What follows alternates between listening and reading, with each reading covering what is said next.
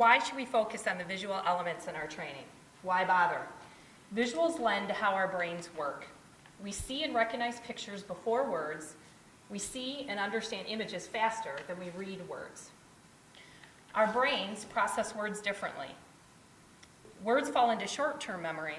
Images go straight into long-term memory. I think this has to do with why infographics are so popular. And just think about the value add of YouTube. When I need to know how to fix something, I go straight to YouTube. Visuals capture people's attention. Your audience will see the graphics or images on the slide before they read text. They engage and hold your viewer's attention longer than text. They even help in problem solving.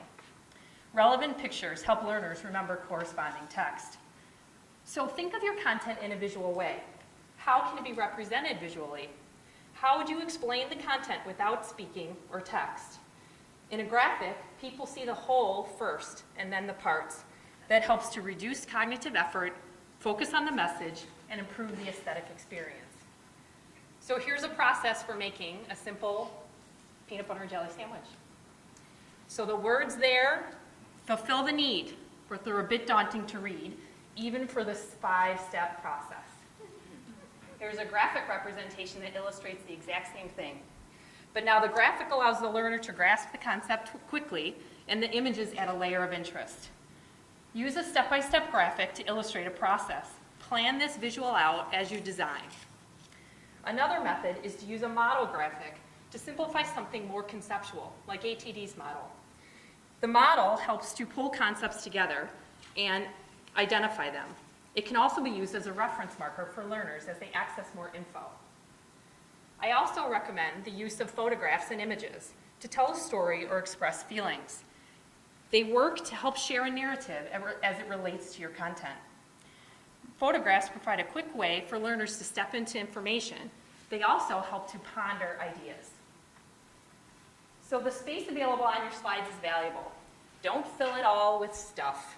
Give your viewers' eyes a chance to settle and calm down a bit within those open areas, also known as white space.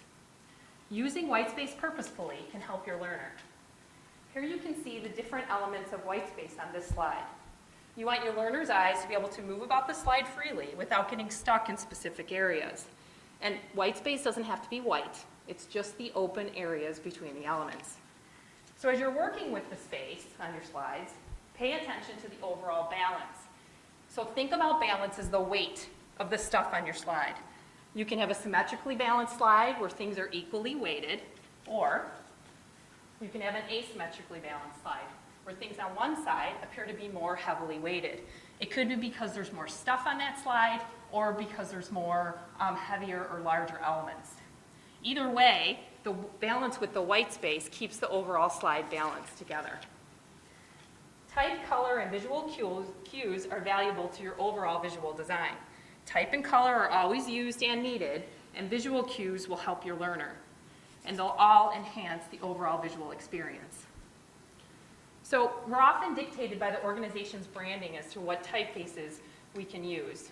But if you have flexibility, the main rule is one type family with a few typefaces. Arial, Arial bold, Arial narrow. Don't mix it up. Color is powerful.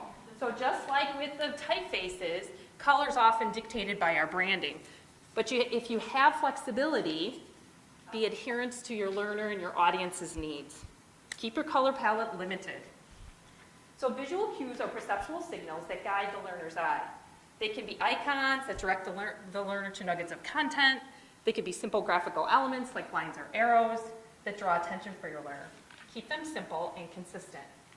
So I've mentioned be consistent already, and it refers to the frequency of the type of elements, such as the fonts, the colors, the styles of images you use.